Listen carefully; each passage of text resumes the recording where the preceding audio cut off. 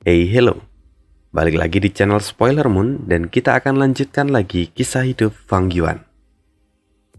Di part sebelumnya, diceritakan bahwa klan Dongfang berhasil mengulur waktu dan kemudian mundur ke benteng pertahanan kedua. Sementara itu, pasukan dari klan He yang mencoba untuk mengejar justru harus menelan pil pahit karena ada begitu banyak jebakan yang sudah disiapkan oleh klan Dongfang. Salah satunya itu adalah kentang petir hangus, dan sudah lama Gu ini sebenarnya tidak keluar. Lalu sekarang muncul lagi untuk menghalau pasukan dari klan He. Oleh karena kondisi ini, akhirnya klan He memilih untuk mundur sesaat dan memanen jarahan perang sebelumnya. Meski aliansi klan He itu juga kehilangan banyak Master Gu di sisi mereka, tapi keuntungan yang mereka dapatkan dari jarahan perang itu nilainya jauh lebih besar. Karena itu, mereka tidak ada yang bersedih, malah kini bersemangat oleh karena kemenangan itu. Namun, perang belum berakhir. Semua masih akan berlanjut lagi. Saat salah satu dari kedua klan ini siap, maka perang akan kembali dilanjutkan. Karena itu, mari untuk ketiga kalinya kita dengarkan cerita peperangan di antara klan He dan klan Dongfang. Kembali kita sambung cerita di part 105. Beberapa hari kemudian, Fang Yuan masih terus berkultivasi dan mengembangkan jalur kekuatan miliknya. Dalam waktu singkat, kini Fang Yuan sudah mengembangkan kekuatan yang setara dengan 100 Jun. Dan dia juga sudah mendapatkan 10.000 Gu mantel jiwa peringkat 1. Jumlah itu memang fantastis. Namun, semua adalah peringkat 1. Sedangkan, untuk membuat mantel jiwa pengintai peringkat 5, jumlah itu masih kurang banyak. Waktu terus berputar. Dan setelah 1 minggu berlalu, klan He sudah menyusun rencana dengan rapi dan bermaksud untuk melakukan penyerangan gelombang kedua. Kesiapan klan He kini patut dipuji, karena mereka sudah membuat rencana yang bagus dalam penyerangan kali ini. Benar saja, belum sampai tengah hari, klan He sudah berhasil menembus garis pertahanan kedua dari klan Dongfang. Lalu, mereka terus bergerak maju ke garis pertahanan terakhir milik klan Dongfang, yaitu di zona tengah Chaofu. Kini, pasukan klan He jauh lebih siap dan kekuatan mereka pun jauh lebih besar. Oleh karena itu, sekarang klan He mengepung seluruh garis pertahanan terakhir dan terus mengintimidasi klan Dongfang. He Luolan berseru, "Dongfang Yuliang, kau sudah terkepung. Akui kekalahanmu dan jadilah orang bijak. Karena orang bijak tahu kapan harus maju atau mundur. Orang bijak juga akan tunduk pada takdir. Pegang ucapanku ini. Jika kau menyerah sekarang, aku akan memberimu posisi penasihat utama, dan kalian akan diperlakukan dengan baik." Mendengar itu, Dongfang Yuliang termenung untuk sesaat. Bahkan, jika Dongfang Yuliang adalah ahli siasat dan pasti memiliki cara untuk melarikan diri dari situasi ini, tapi itu hanya berlaku untuk sebagian kecil orang saja. Sedangkan saat ini ada terlalu banyak musuh yang sedang mengepung mereka.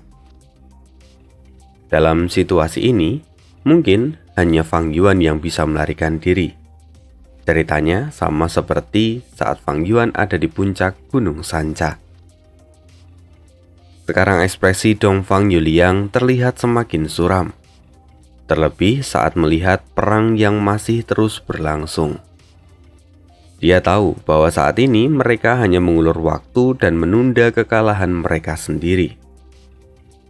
Kini, waktu sungguh terasa sangat menyesakkan, seolah-olah udara pun ikut mencekik leher mereka. Sementara itu, sebuah suara liar terdengar. "Aku Pan Ping. Maju, siapa yang berani melawanku?" Pan Ping adalah seorang Master Gu kepercayaan dari He Luolan. Basis kultivasinya ada di peringkat 4 dengan kekuatan yang mengerikan. Dongfang Yuliang melihat itu semakin mati kutu. Saat ini tidak ada lagi orang kepercayaannya yang bisa bersaing dengan Pan Ping. Yuliang terus memutar otaknya. Dia tampak mulai panik. Lalu akhirnya dia ingat seorang yang masih tersisa. Dia menoleh dan memberikan perintah. "Panggil pemimpin klan Tang. Minta dia untuk maju dan melawan Pan Ping." Sesungguhnya pemimpin klan Tang itu kini sedang terluka parah akibat serangan sebelumnya. Dia ada di salah satu tenda di dekat tenda utama dan kini sedang berbaring. Mendengar perintah itu, segera sang Master Gu pergi untuk menemuinya. Namun perkara ini tidaklah mudah. Rupanya Master Gu itu bertemu dengan Tan Fang, putra ketiga dari pemimpin klan Tang. Tan Fang yang mendengar perintah tidak masuk akal ini jelas menolak. Bahkan sempat terjadi cekcok antara Tan Fang dan juga Master Gu utusan dari klan Dongfang. Sampai pada akhirnya kegaduhan itu didengar oleh pemimpin klan Tang. Lalu pemimpin klan Tang keluar dari kamarnya dan menemui Master Gu itu. Sambil tertatih-tatih, dia kini berjalan dan bersiap untuk menjalankan tugas. Tang Fang yang melihatnya benar-benar merasa tidak berdaya dan tidak berguna. Dia bahkan tidak cukup kuat untuk melindungi kakak dan juga ayahnya. Tapi di sisi lain, pemimpin klan Tang jelas memiliki pemikiran yang jauh lebih dalam. Saat ini, klan mereka terkepung oleh aliansi dari klan He. Jika dia hanya berdiam diri, maka semuanya akan segera berakhir. Karena itu, dia memilih untuk bertarung. Akhirnya, pertarungan tidak terelakkan. Kini, pemimpin klan Tang berhadapan dengan Pan Ping. Sementara itu, Tang Fang sendiri melihatnya dari kejauhan. Pertarungan berlangsung imbang untuk beberapa saat. Karena itu, Tang Fang merasa lega. Namun, semua tidak bertahan lama. Pan Ping selama ini hanya bermain-main dan menahan kekuatannya. Terlebih, lawannya itu hanyalah seorang Master Gu yang sedang cedera. Meskipun sama-sama di peringkat 4, tapi jelas kekuatan mereka berbeda. Saat dia sudah mulai bosan, Pan Ping kini menjadi lebih ganas. Dengan beberapa pukulan, pemimpin klan Tang tampak kewalahan. Lalu Pan Ping menggunakan momentumnya. Dengan satu ayunan, tras, kepala pemimpin klan Tang jatuh ke tanah. Darah segera menyembur seperti air mancur dan tubuhnya pun terjatuh ke tanah. "Tidak, ayah!" teriak Tang Fang yang seketika menjadi histeris setelah melihat kematian dari ayahnya. Sementara itu, di tanah terberkati Niyu, ada seorang asing yang kini bertamu dan ingin menemui Dongfang Zhangfang.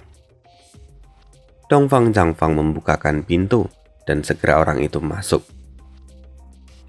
Junior He Bai datang memberi hormat kepada senior Dongfang. Kata orang itu dengan sopan. Dilihat dari penampilannya, dia seperti pria paruh baya pada umumnya. Namun, samar-samar auranya itu adalah aura dari seorang Master Gu Immortal peringkat 6. Sudah 70 tahun sejak terakhir kali kita bertemu. Saat itu kamu masih menjadi pemimpin dari klan He dan hanya tinggal satu langkah lagi untuk bisa memasuki istana kekaisaran, kata Dongfang Zhangfang. Mendengar itu, pria paruh baya yang baru saja datang itu, dia adalah He Bai. Dia segera membungkuk dan berkata, Sungguh malu mengakuinya. Tapi semua itu adalah berkat klan yang sudah mendukung saya. Walaupun pada akhirnya saya harus mengakui kekalahan saya saat klan Liu mengeluarkan gerakan mematikannya. Mendengar itu, Dongfang Changfang pun seolah bernostalgia lalu kemudian tertawa. Itu benar. Memang bahwa pemimpin klan Liu saat itu adalah Liu Yifeng. Bakatnya sungguh luar biasa dan tidak pernah ada sebelumnya. Orang bahkan menyebutnya sebagai jenius yang lahir 1000 tahun sekali. Sungguh luar biasa. Menurut saya saat ini ada yang lebih mengagumkan dari semua cerita itu, yakni bahwa senior memiliki semua ingatan itu dengan sangat rapi. Junior ini sungguh merasa kagum, kata Hebai dengan hormat. Tapi Dongfang Changfang menggelengkan kepalanya. Seharusnya kamu juga sudah tahu bahwa aku adalah orang yang mengembangkan jalur kebijaksanaan. Seumur hidup kami yang ada di jalur kebijaksanaan adalah mengumpulkan informasi untuk mendapatkan petunjuk dan melakukan hipotesis serta kesimpulan. Karena itu, aku bisa mengingat semuanya dengan baik. Itu adalah hal yang wajar. Di sisi lain, kamu adalah orang yang lebih mengagumkan. Bahkan, jika saat itu Liu Yifeng adalah orang yang membawa kemenangan untuk klan Liu dan membawa mereka memasuki istana kekaisaran. Tapi dia sungguh kurang beruntung saat mencoba menerobos ke ranah immortal. Dikatakan bahwa menerobos ke ranah immortal itu sama sulitnya dengan masuk ke surga. Lalu di antara semua orang di generasi muda kalian, kamulah satu-satunya yang tetap berdiri sampai akhir dan berhasil menapaki jalur immortal. Bahkan, orang sampai menyebutmu sebagai Rockman dari klan Hei. Sungguh, senior terlalu memuji. Junior ini hanya beruntung saja, kata Hebai yang terus merendah. Dongfang Changfang pun kemudian tertawa. Sungguh tidak perlu merendah diri di depanku. Aku tahu betapa sulitnya menerobos ranah immortal. Bahkan faktanya, dari 5.000 masterku peringkat 5, hanya ada satu orang yang bisa mencapai ranah immortal. Dan satu orang itu adalah dirimu. Setelah mengatakan itu, Dongfang Changfang kemudian menoleh ke arah asap warna-warni yang ada di dekat meja miliknya. Kini matanya tampak bersinar ketika dia melihat sesuatu. Lalu dia berkata, "Sepertinya anak ini cukup menarik. Sudah lama aku memperhatikan para junior ini, dan sekarang aku menemukan seseorang yang menarik." Mendengar itu, Hebai kemudian ikut melihat ke arah yang sama. Di dalam gu asap warna-warni itu, kini terlihat Pan Ping yang sedang melawan pemimpin klan Tang. Saat ini, Pan Ping mengayunkan tangannya dan dengan ringan memenggal kepala dari pemimpin klan Tang. Melihat itu, Hebai pun terkejut dan mengerutkan keningnya. "Senior, sungguh mata Anda itu sangat jeli. Tidak salah lagi, kemampuan anak muda ini adalah gu bilah iblis. Gu ini adalah salah satu gu unik yang dapat mengabaikan semua pertahanan di level yang sama. Gu ini mula-mula diciptakan oleh gu immortal pedang iblis." Dongfang Changfeng mengangguk. Itu benar. Saat itu, gu immortal pedang iblis benar-benar tidak terkalahkan. Banyak orang yang memilih untuk mundur dan menghindarinya. Meskipun pada akhirnya tidak ada yang kekal. Bertahun-tahun kemudian, akhirnya gu immortal pedang iblis kalah di tangan gu immortal pedang kupu-kupu.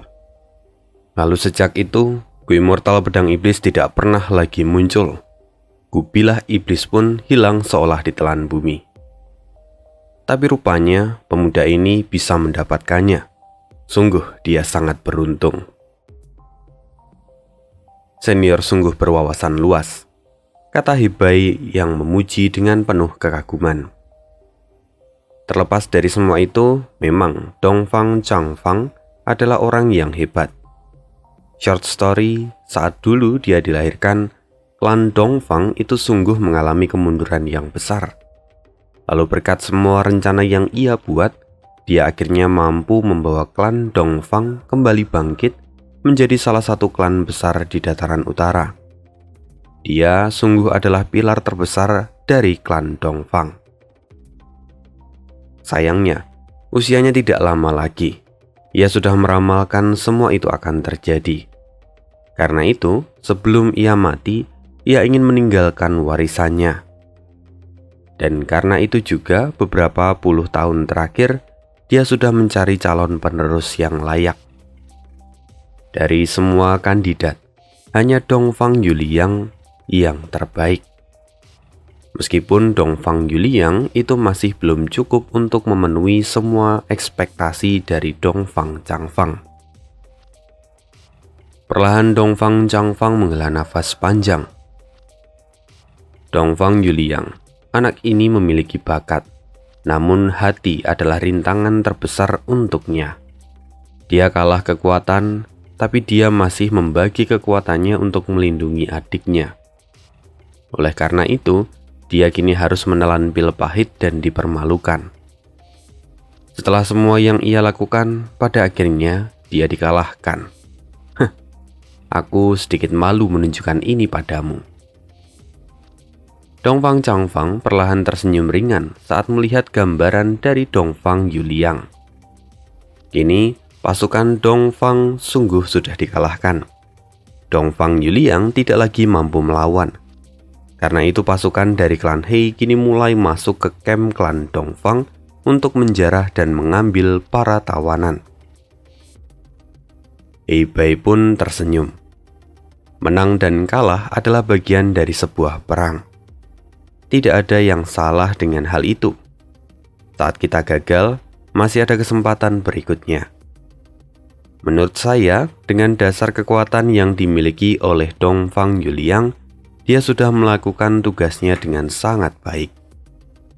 Bahkan, jika saya yang ada di posisinya saat ini, saya mungkin tidak akan bisa memimpin pasukan kecil itu sampai sejauh ini. Mendengar itu, Dongfang Changfang kembali tersenyum.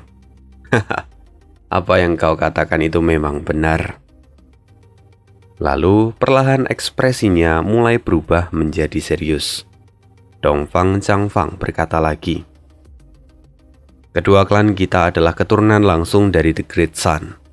Jika klan lain yang bukan keturunan The Great Sun bisa dihancurkan, tapi kita tidak. Karena itu, sudah saatnya untuk mulai berbisnis. Ya senior, Anda sungguh bijak, jawab Hebai sambil mengeluarkan daftar gu serta beberapa permintaan, lalu diserahkannya pada Dongfang Changfang.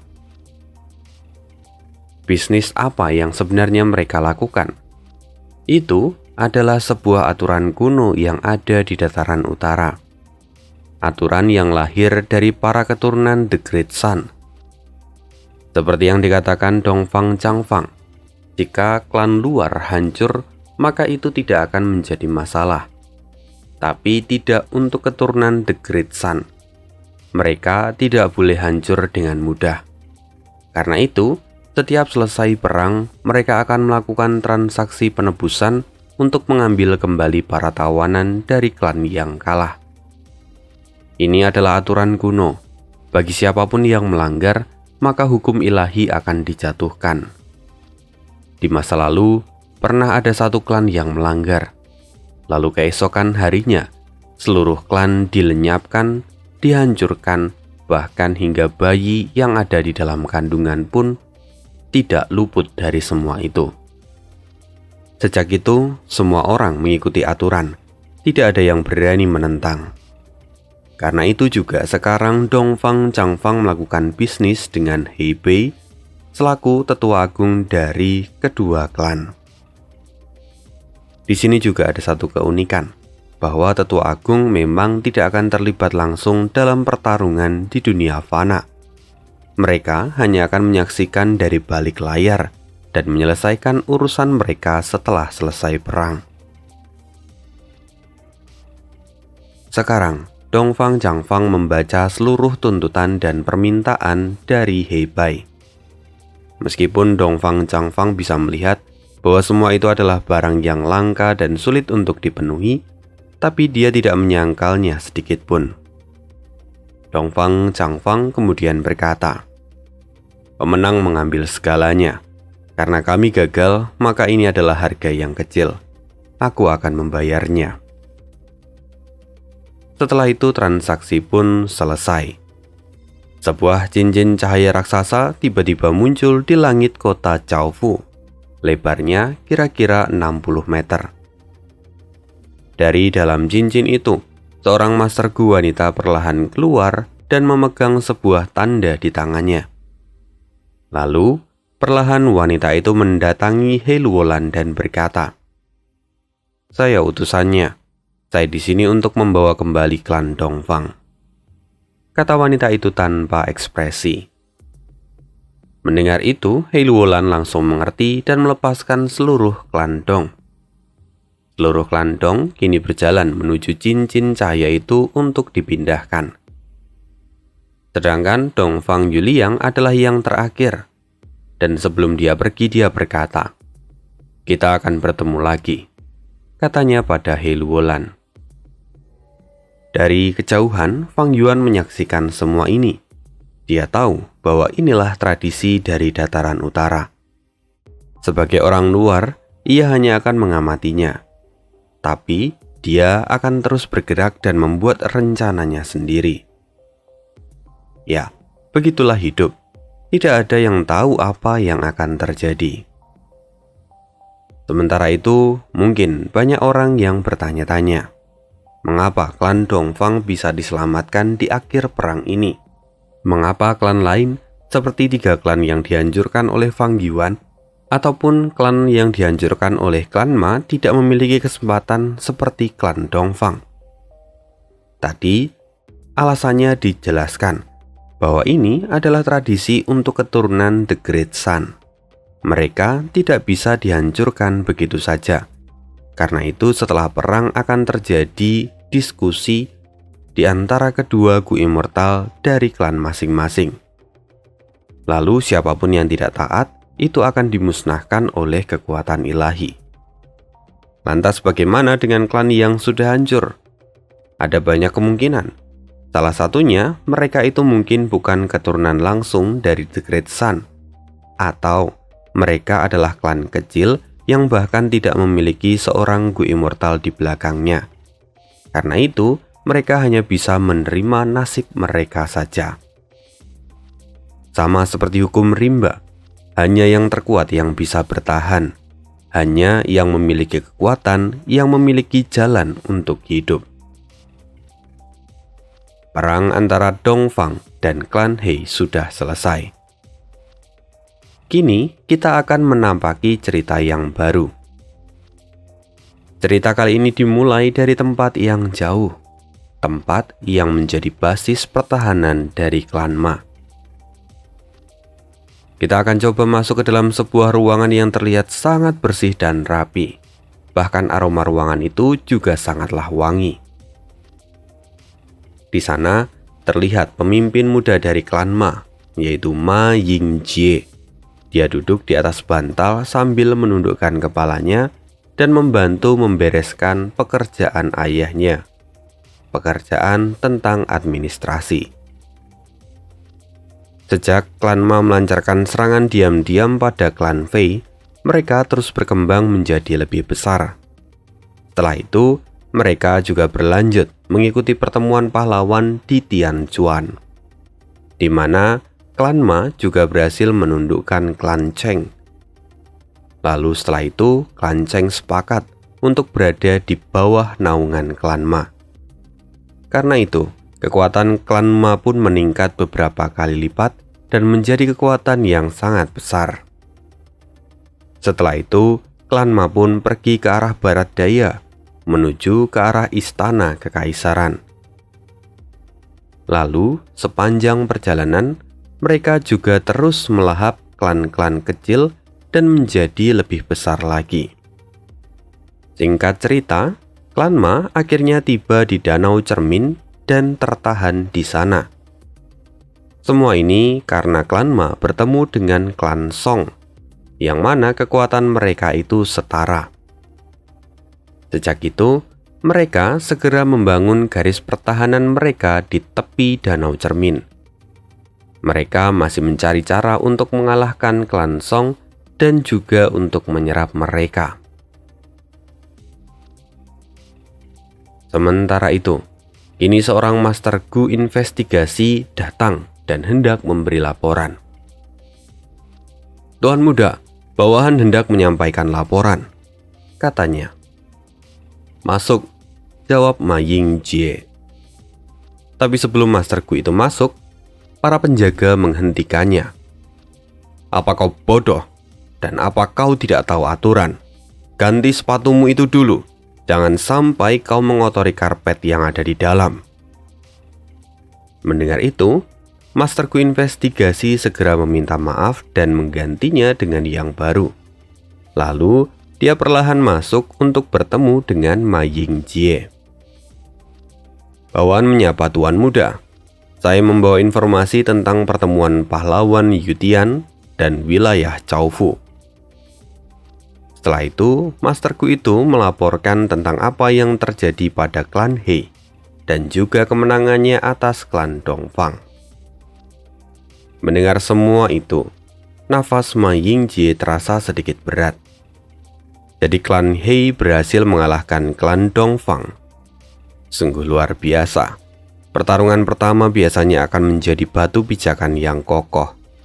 Jika mereka kalah di pertarungan pertama, maka pasti akan sangat sulit untuk bangkit ke depannya. Sedangkan saat ini kami masih menemui jalan buntu saat melawan klan Song. Sementara Ma Yingjie saat ini tengah berpikir tentang masalah yang baru saja ia dapatkan. Di luar, seorang anak kecil berjalan menuju ruangan Ma Yingjie. Dia adalah Fei Chai. Dia datang dan mengambil sepatu milik Master Gu investigasi untuk dicuci. Ini adalah tugas dari Fei Chai yang kini menjadi pelayan pribadi Ma Yingjie. Semoga kita masih ingat tentang Fei Chai, yang mana dia adalah putra dari pemimpin klan Fei yang sebelumnya diminta kabur. Tapi karena kedunguannya, dia bahkan tidak berhasil menemukan jalan yang sudah diberitahu oleh ayahnya. Akhirnya dia kembali dan menemukan klan Fei yang sudah dihancurkan.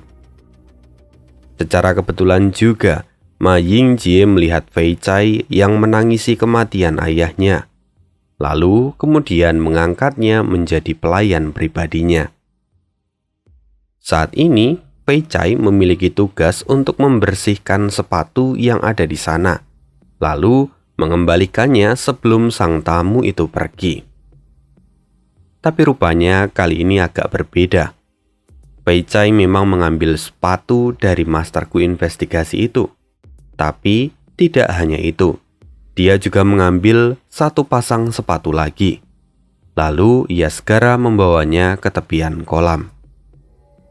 Di sana Fei Chai segera mencuci kedua sepatu itu. Karena terlalu fokus mencuci, Fei Chai bahkan tidak sadar kalau dari belakang ada sebuah tangan kecil yang kemudian menepuk bahunya. "Hei bodoh, kenapa kau serius saat kau mencuci sepatu itu?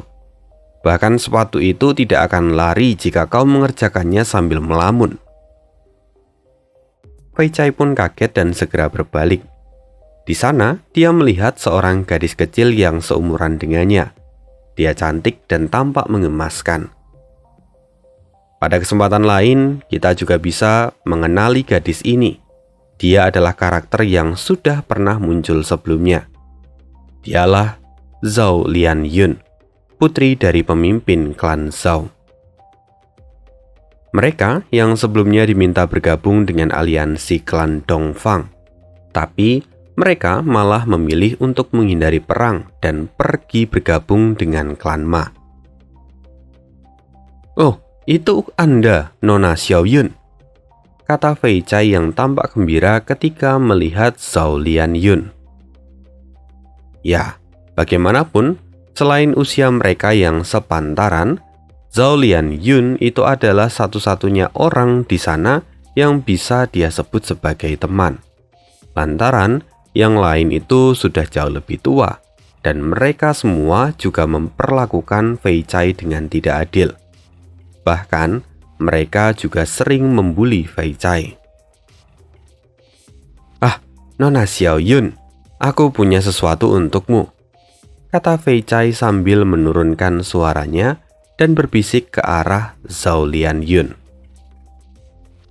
Bodoh, jangan terlalu dekat. Apa kau bahkan tidak tahu kalau kita itu tidak muhrim?" kata Zhao Lianyun sambil mendorong Fei Chai. Fei Chai hampir terjatuh, tapi dia tidak marah. Dia segera memperbaiki posisi berdirinya, lalu menunjukkan apa yang ada di balik bajunya. "Lihat, apa ini?" Zhao Lianyun melihat baik-baik, lalu tatapannya berubah menjadi tatapan jijik. "Itu hanya sepasang sepatu bau. Untuk apa kau memberikannya padaku?" "Nona, ini bukan sepatu bau biasa. Ini adalah sepatu yang berharga. Bukankah Anda pernah mengatakan kalau Anda kekurangan Primeval Stone?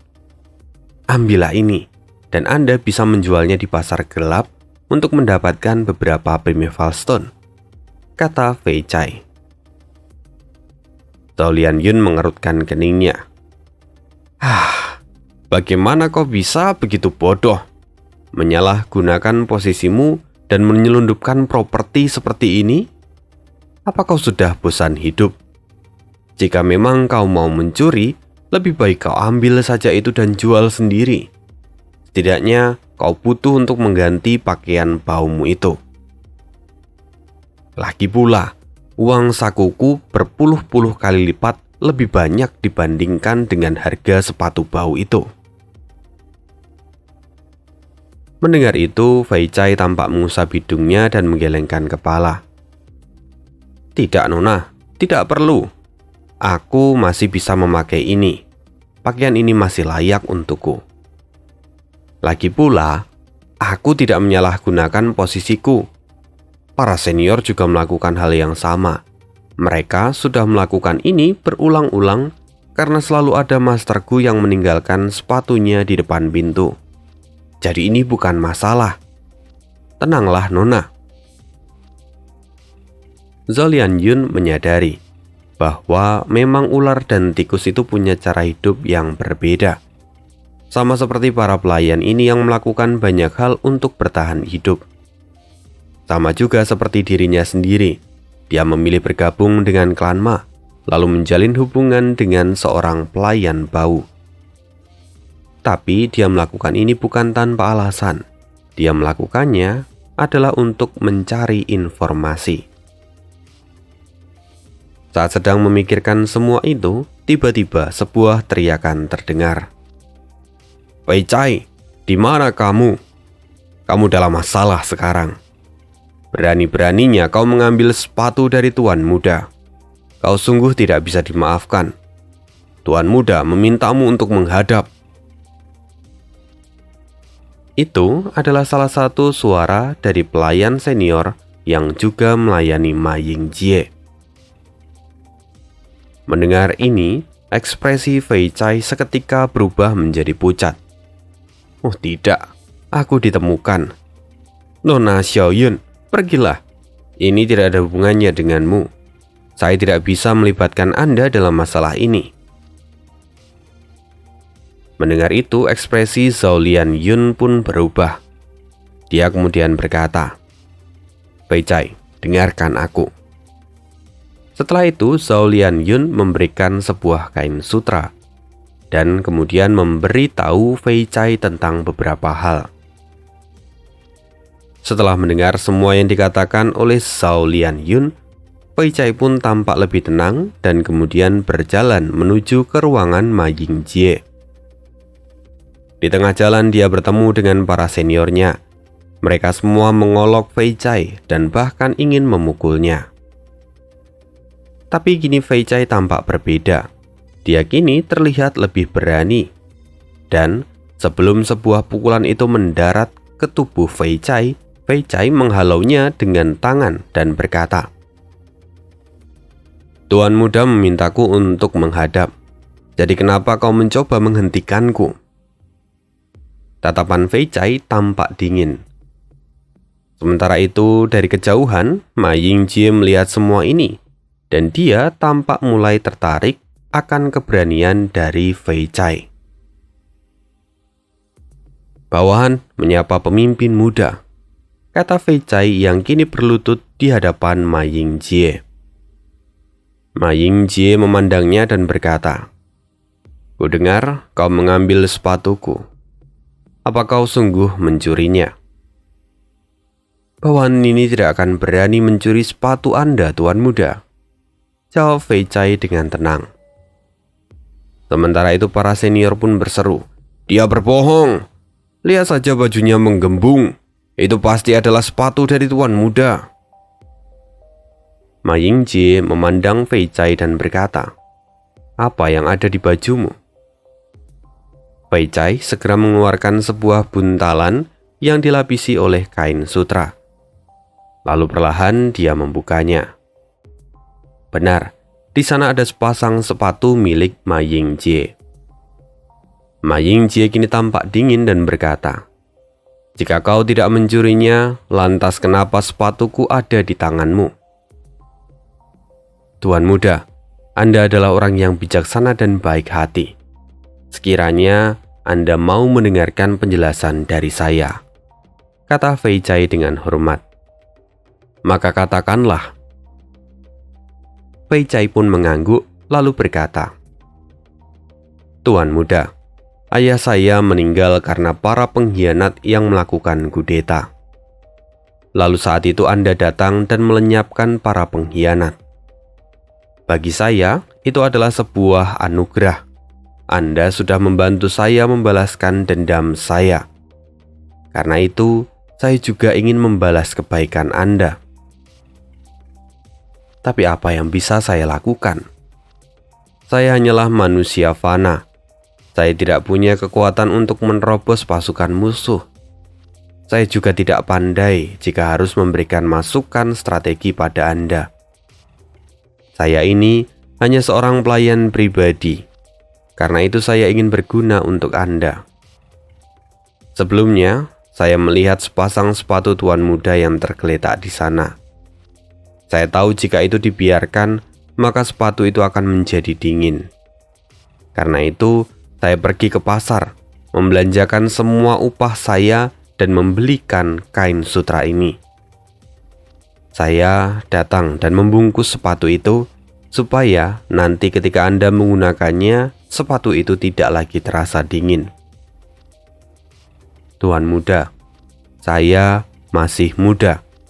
Saya juga tidak akan berani melakukan sesuatu seperti mencuri. Tidak seperti para senior yang sudah sering melakukannya." "Apa?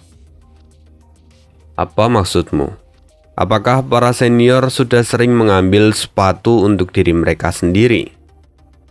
tanya Ma Yingjie yang ekspresinya kini mulai berubah.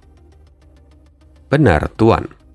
Jika Anda tidak percaya, Anda bisa menyelidiki kebenarannya," jawab Fei Chai dengan yakin. Setelah itu, Ma Yingjie pun memerintahkan seorang masterku investigasi untuk melakukan penyelidikan. Dan benar saja, semuanya terbongkar. Para pelayan senior itu kini sungguh ketakutan. Lalu, Ma Yingjie berkata, "Sungguh menggelikan, menjilat atasan dan menindas bawahan. Kalian para budak sungguh berani menipuku. Kali ini aku bisa saja mengambil nyawa kalian.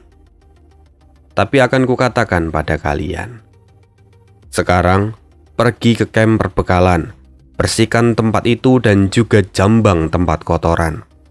Itu adalah ganti dari nyawa kalian yang tidak berharga. Para pelayan senior pun kini menjadi panik. Mereka segera menunduk dan mengikuti perintah. Lalu, setelah menyelesaikan urusannya dengan para senior itu, Ma Yingjie kembali melihat ke arah Fei Chai. Dia kemudian berkata, "Fei Chai, tak kusangka kau berani mencuri sepatuku. Karena itu, aku akan memberimu hukuman. Mulai hari ini, kau harus menebus dosamu sebagai kepala para budak. Berjanjilah untuk setia dan melayaniku dengan baik." Mendengar itu, Fei Chai sungguh bingung. Dia dihukum, tapi entah kenapa dia merasa ada yang salah.